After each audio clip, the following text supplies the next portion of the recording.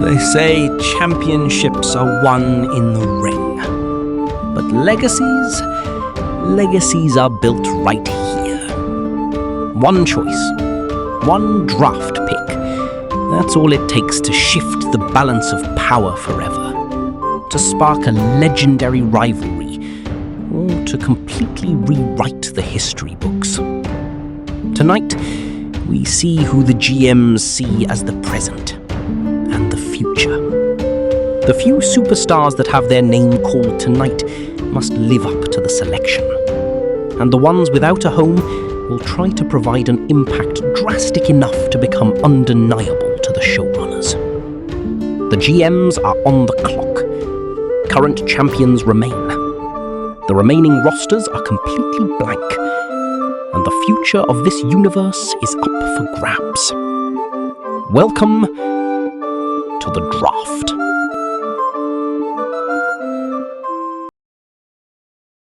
What's up, everybody? We're here with our GMs getting ready for the first round of the draft. Boy, ain't no fucking way, boy. We gotta get this clown a suit. There will be 2 rounds. Undertaker and Raw will have the first pick this round, with HBK and SmackDown getting it in round 2. Let's not waste any more time. Let's meet our champions, then get straight into it. Starting off with the World Heavyweight Champion Mikhail Kazuki. The former New Japan Phenom has already had an insane impact. He won the title from Braun Breaker at Royal Rumble and main evented Night 1 of WrestleMania, defeating the legendary John Cena. No one can call him a fluke from here on out, and he is more than deserving to call himself the face of Raw. Up next, we have the United States Champion Carmelo Hayes, who won the championship last night after defeating Randy Orton, Obafemi, and Sheamus in a fatal 4-way match. When asked about the victory, all he had to say was, "I told y'all I'm him." So we'll see if he lives up to those standards for season 2. Next, we have the Women's World Champion Trish Stratus. Stratus lost her title, defending it inside of an elimination chamber, but she went against Charlotte in Night 1 and she regained her championship back. What will Trish Stratus bring to season 2?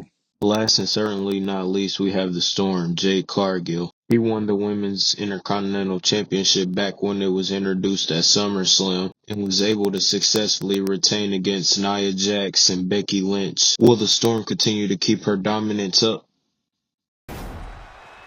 On the SmackDown side, we start off with the WWE Undisputed Champion CM Punk. After suffering an early injury from the bloodline, he was on the sideline till about SummerSlam, to where he came back and made it his mission to dismantle the bloodline. He even had to temporarily align himself with an uncommon ally in Roman Reigns. Together, they dismantled the makeshift bloodline, and CM Punk went on to defeat the final boss at Royal Rumble, ending his reign of terror and becoming the new undisputed champion. He narrowly defeated Roman Reigns and Kenny Omega last night, Night 2 of WrestleMania 40. Punk's comment for the upcoming season was, "The summer of Punk is around the corner." Next, we have the Super Intercontinental Champion Bryan Danielson. Danielson won the belt last night in a title unification match that featured the Intercontinental Championship that was vacated by John Cena after he won the Elimination Chamber #1 contender match, and the European Championship that was held by Penta. He faced off against Penta, Jeff Hardy, Rob Van Dam, and Logan Paul in an amazing match. Danielson's goal was short and sweet. It was dominance, and we'll see if he keeps his goal up. Next, we have the World Tag Team Champions Seth Rollins and Kevin Owens. The Tag Team Championships are shared between Raw and SmackDown. Rollins and Owens inadvertently helped with the takedown of the Bloodline due to their personal vendettas. They won the Tag Championships at Royal Rumble after defeating the Bloodline and Prince Puma and Andrade. They successfully retained in a Night 1 matchup against the Street Profits. The tag division will only continue to get more stacked from here, so these guys will need to continue to build their chemistry if they plan on holding the gold for any longer.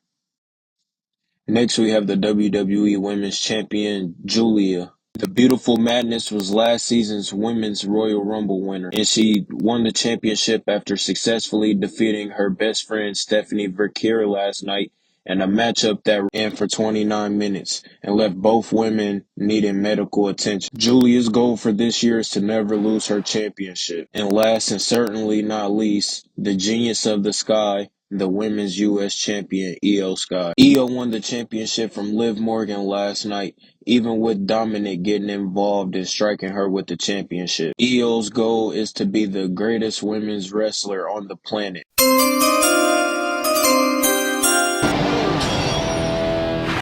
With the first pick, Taker selects none other than the OTC Roman Reigns. Roman was last year's men's Royal Rumble winner. At WrestleMania, he was just seconds away from another WrestleMania win and a title reign until he was attacked by Jacob Fatu. Jacob's actions was due to retaliation and maybe even a little bit of jealousy of the OTC. So we'll see how he bounced back in Season 2.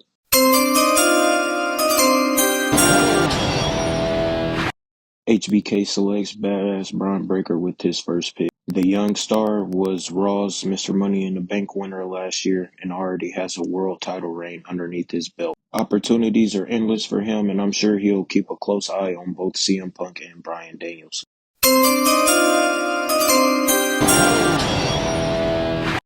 Raw's second pick is Kenny the Cleaner Omega.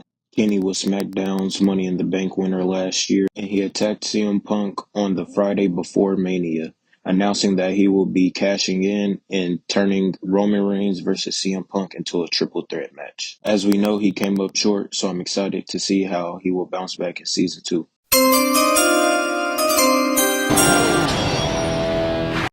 HBK doubles down with his NXT prospects by selecting the ruler Oba Finn. Oba debuted last September, defeating Drew McIntyre to become the new United States champion, which he held until WrestleMania Night 1. He did lose the Fatal 4-Way match, but he did not get pinned to lose his championship. So I'm sure he's excited to get over to the blue brand and show what he can do.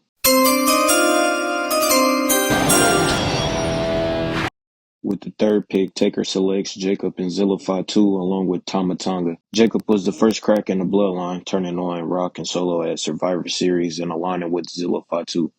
Jacob and Zilla defeated Solo and Tama Night 1 after Tama betrayed Solo and joined Jacob. Night 2, we saw the werewolf destroy his cousin Roman Reigns and prevent him from winning the championship. I'm sure we will definitely be hearing from Fatu soon. HBK selects his first veteran in the Viper, Randy Orton. Randy spent most of his time escaping the Uncle Howdy and Fiend Asylum. He accomplished it, but the mental torture was simply too much, and it led to Randy Orton once again becoming that disgusting, vile person we know that he can be. SmackDown better keep their head on a swivel.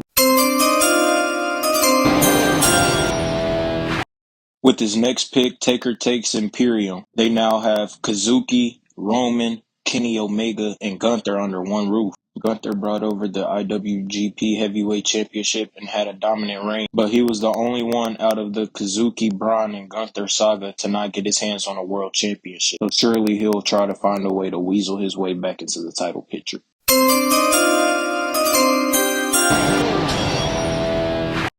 Sean selects yet another one of his NXT guys. He is clearly investing heavy into the future before he decides to worry about the now. The bouncy young OG will be making his debut in my universe this year. We know all the amazing things he's capable of, and I'm very excited to see what the young buck can do.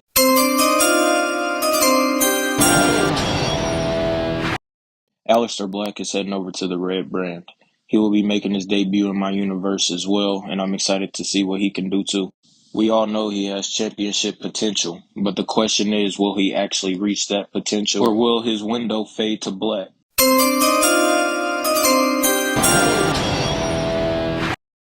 HBK gets a phenomenal, no pun intended, late round steal by selecting the phenomenal one, AJ Styles. AJ held the European Championship at one point last year, but the reign was short-lived due to the bloodline. The numbers were simply too much. Tama Tonga, Jacob Fatu, Solo, and the final boss himself. He ended up losing the belt to Jacob Fatu and struggled to find his footing after. Will this year be the same, or will he return to the face that runs the place?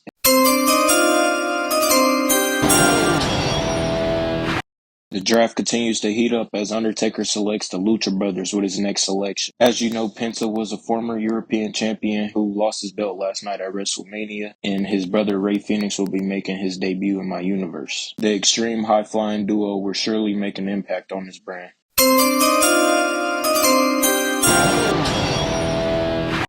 HBK with a big swing, and he takes Will Ospreay. Mr. Limitless, Mr. 5-star match himself will be heading over to SmackDown. SmackDown's roster is filled with young talent who will push him to the limits, and that is exactly the type of matches that he looks for. Ospreay instantly provides depth in any title picture, and I'm already imagining a possible matchup with Javon Evans. Get your popcorn ready because we know every time he wrestles, he keeps the fans on their feet. Taker continues his streak of heavy hitters by selecting the powerhouse Royce Keys. He'll look to establish himself as a foundational main event anchor capable of tearing through opponents. He will have to use his brute force and strength if he wants to make an impact on the show.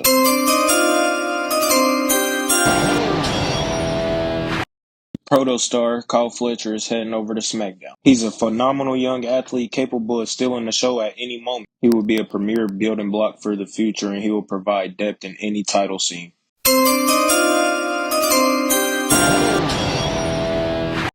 Bit of a petty move here as Undertaker drafts Konosuke Takeshita. This means we won't see Protashita together to start off their careers in Season 2. Anyways, he's another guy that's capable of stealing the show at any moment, and he will bring some lethal strikes and combinations over to the Red brand.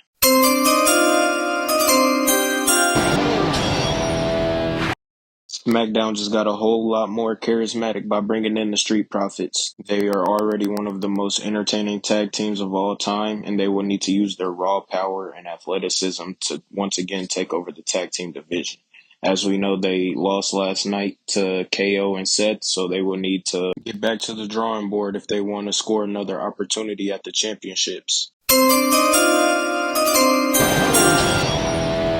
What? Bro, what are you talking about, man? Raw's next selection is a mystery opponent. I have no idea what Raw has up their sleeve, other than Taker just told us it was his break glass in case of emergency. He said just know that the intensity is undeniable. Who finally decides to show up, it will surely shake up the room. When asked, Undertaker said there's not a realistic time frame for their arrival. The final pick in the first round is the American Nightmare, Cody Rhodes.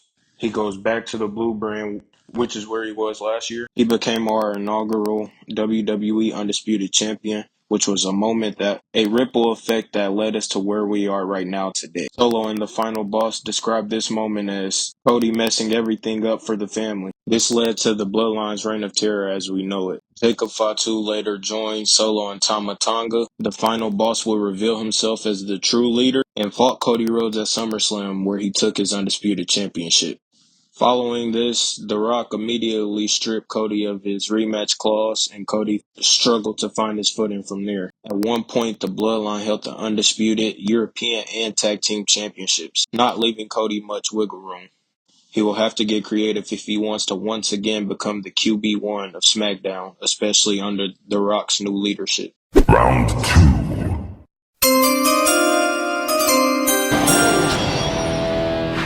Starting off the second round, the Scottish psychopath Drew McIntyre heads over to SmackDown. He held the U.S. Championship last season before losing it to Obafemi, and his worst enemy is the current undisputed champion CM Punk, so I'm sure he's salivating at the opportunity to get his hands on him. That's what she said!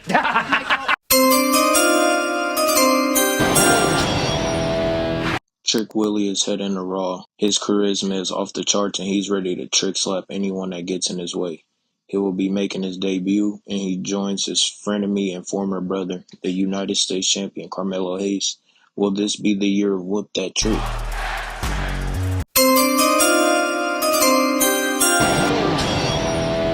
Another non-WWE selection from the Heartbreak Kid is he selects Gabe Kidd.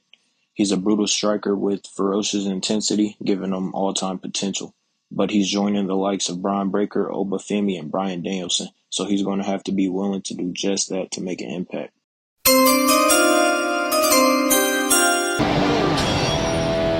The Samoan Machine Samoa Joe heads to Raw.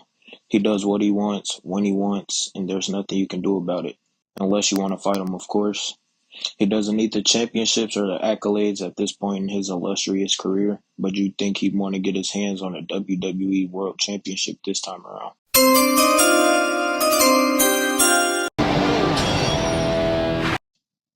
The most resilient superstar in the universe, Sami Zayn, returns to the blue brand.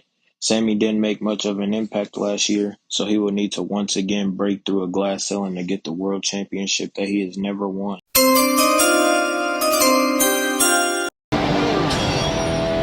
MJF heads to Raw. What a pickup by the dead man. He's one of pro wrestling's premier generation-defining villains, known for his staggering charisma, razor-sharp mic skills, and cold-blooded narcissistic tendencies. There's nothing he won't do to stay on top. If you want to go low, he'll find a way to go lower. Watch your back, Raw.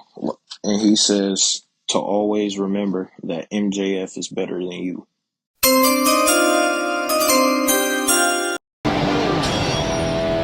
Big Bad Bronson Reed heads over to SmackDown brand. Another guy that's going to do whatever he wants when he wants. If he has a target in mind, he'll catch you and hit you with a tsunami, maybe even 3. He'll make his debut this season, and I have big expectations for him. It's about time for him to start getting championships under his resume.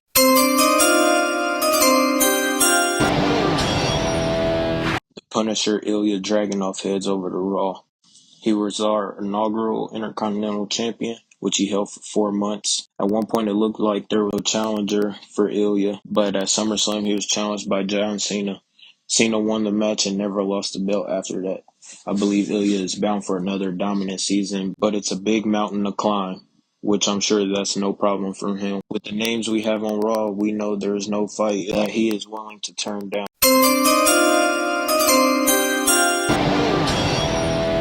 Solo Sikoa heads over to SmackDown, the one who lost everything, the one member in the bloodline who feels like the one true loser in the story.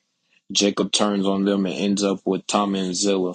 The final boss now has John Cena under his wing after last night. That leaves Solo all by himself. What's next for Solo? Will he be the one to have to deal with the bloodline's karma? Will he find another group? Or will he once again become that silent, destructive fear force? Nakamura heads over to Raw. He'll be making his debut in my universe, and Raw continues to get deadlier and deadlier. The Stick Striker needs to be the Nakamura we all know if he wants a chance to shine. Banger after banger after banger. Sheamus heads to SmackDown. He joins the brand that hosts the Super Intercontinental Championship, the championship he needs to become a Grand Slam champion. That's not just limiting the Celtic Warrior to one division. We all know Sheamus can hang with the best of them. He loves a fight, so SmackDown better tape their hands pretty tight and bring a mouthpiece.